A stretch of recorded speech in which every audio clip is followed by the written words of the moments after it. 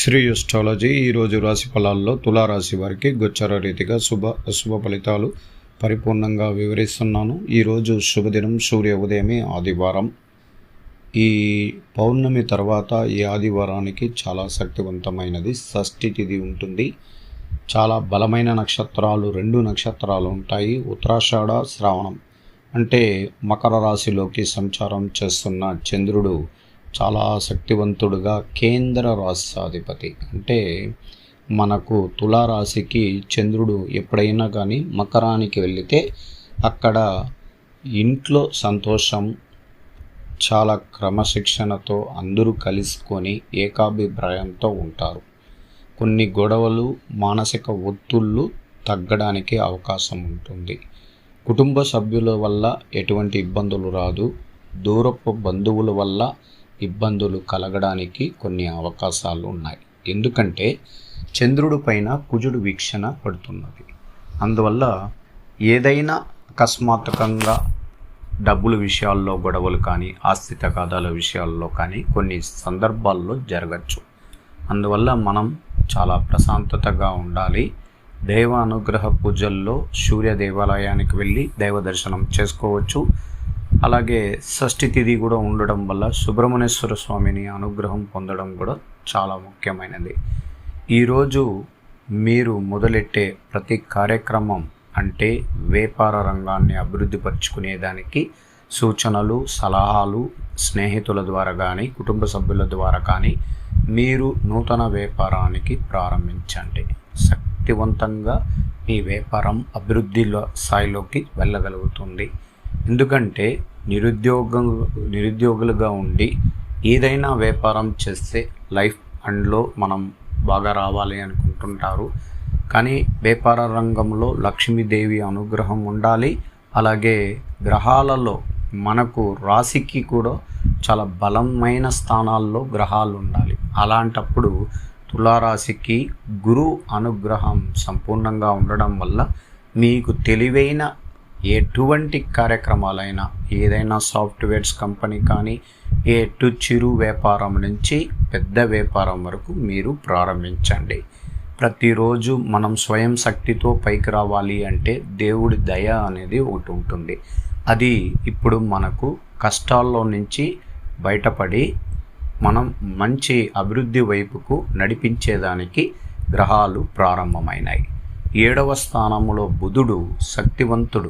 ఎప్పుడైనా కానీ ఆ బుధ గ్రహాధిపతి 7లో ఉన్నప్పుడు మన రాశిని చూడడం చాలా గొప్ప విషయాలు.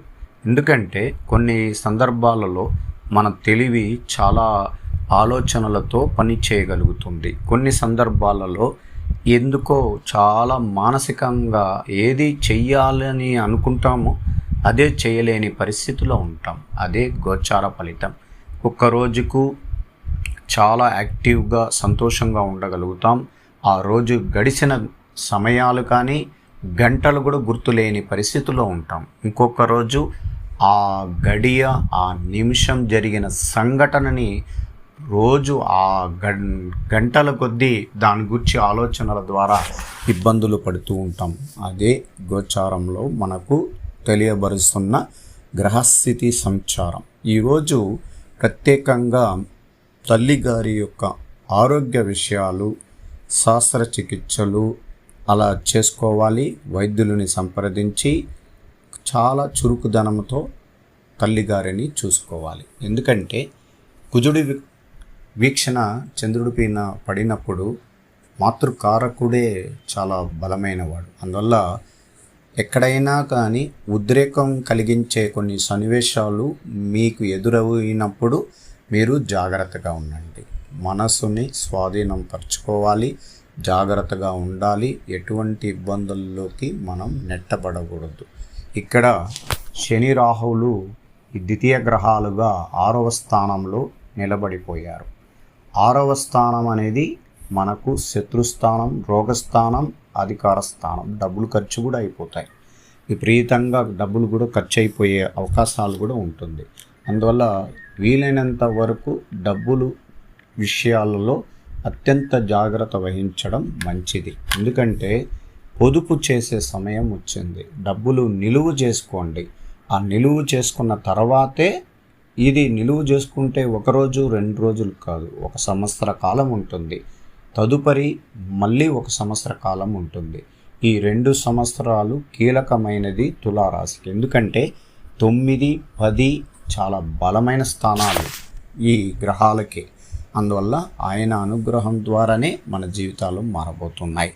ఇంకా క్లిష్ట పరిస్థితుల్లో ఉన్న వాళ్ళు చాలామంది ఉంటారు, చాలామంది.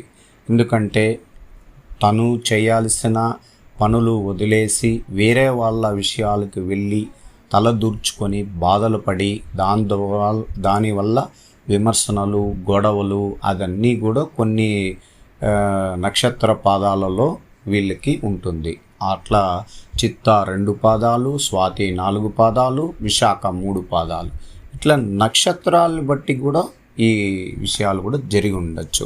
అందువల్ల ఈరోజు ప్రేమించే వాళ్ళు మనసు చాలా జాగ్రత్తగా పెట్టుకోవాలి. ఎక్కడ కానీ మానసికంగా కొద్దిగా దూకుడుగా మాట్లాడినా ఇద్దరి మధ్యలో ఉన్న ఒక చక్కటి అనుబంధమైన ప్రేమ కూడా వికటించడానికి అవకాశం ఉంటుంది. ఎంతటి విషయం జరుగుతుంది చూసారా? ఎందువల్ల వికటిస్తుంది? చంద్రుడు పైన కుజుడు వీక్షణ, పంచమ రాశి పైన వీక్షణ. అందువల్ల ఏదైనా తెలియని కొన్ని విషయాలు, తెలిసి కొన్ని విషయాలు బయటకు వచ్చినప్పుడు అబద్ధాలు నిజమవుతుంది, నిజం అబద్ధాలు అవుతుంది.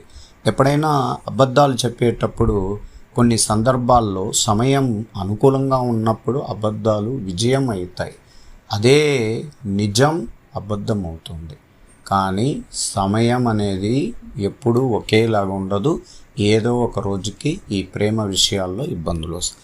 అలాగే జాబ్ పరమైన వాళ్ళు పరీక్షలు రాస్తున్నారు, చాలా చక్కటి గవర్నమెంట్ జాబ్లోకి ఉన్నత స్థానానికి చేరుకోవాలని ప్రయత్నాలు చేస్తున్న వారికి, గవర్నమెంట్లో పరీక్షలు రాసే వాళ్ళకి విజయం ఖచ్చితంగా జరగబోతుంది.